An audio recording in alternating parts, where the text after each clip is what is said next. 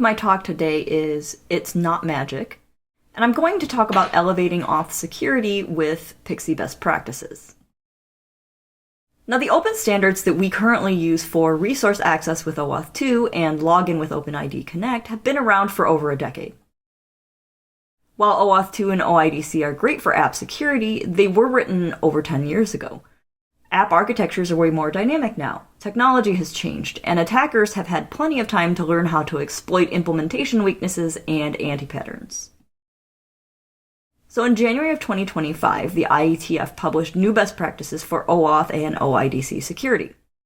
Now, this is a lightning talk, so I'm only going to cover one way to enhance security for web apps, and that is by using Proof Key for Code Exchange, or PKCE.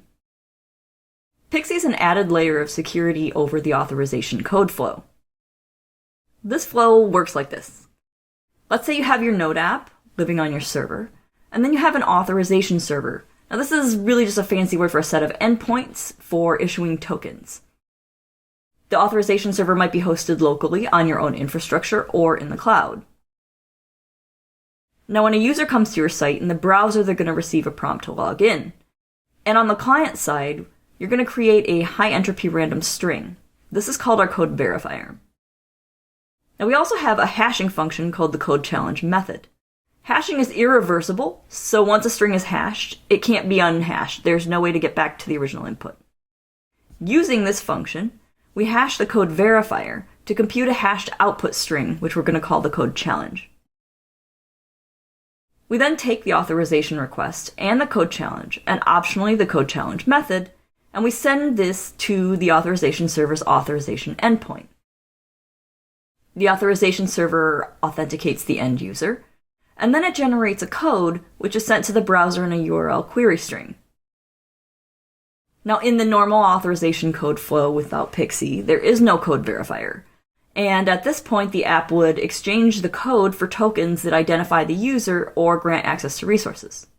However, because this code is exposed in the browser, an attacker could potentially steal it and attempt to exchange it for the user's tokens by injecting it into their own session.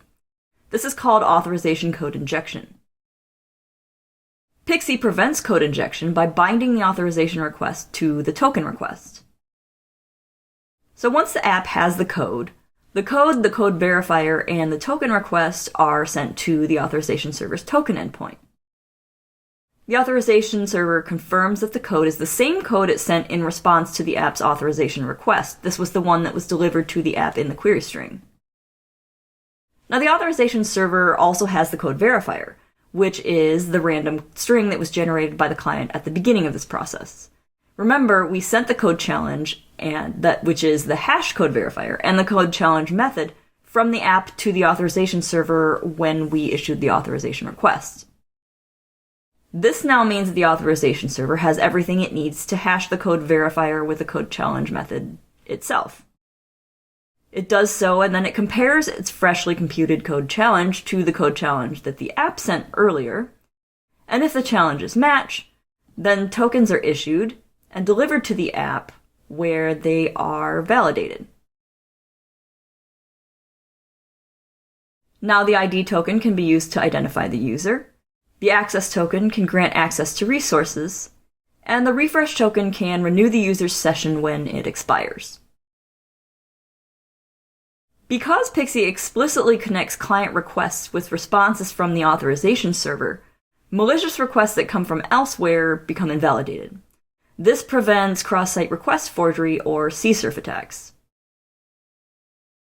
Now, Node apps are confidential clients. This means they're web apps that run in a centralized location and they're capable of securely storing client secrets. Public clients, on the other hand, are apps that are downloaded and then run on a user's device. This includes browser-based apps like single-page apps, as well as native desktop apps and mobile apps.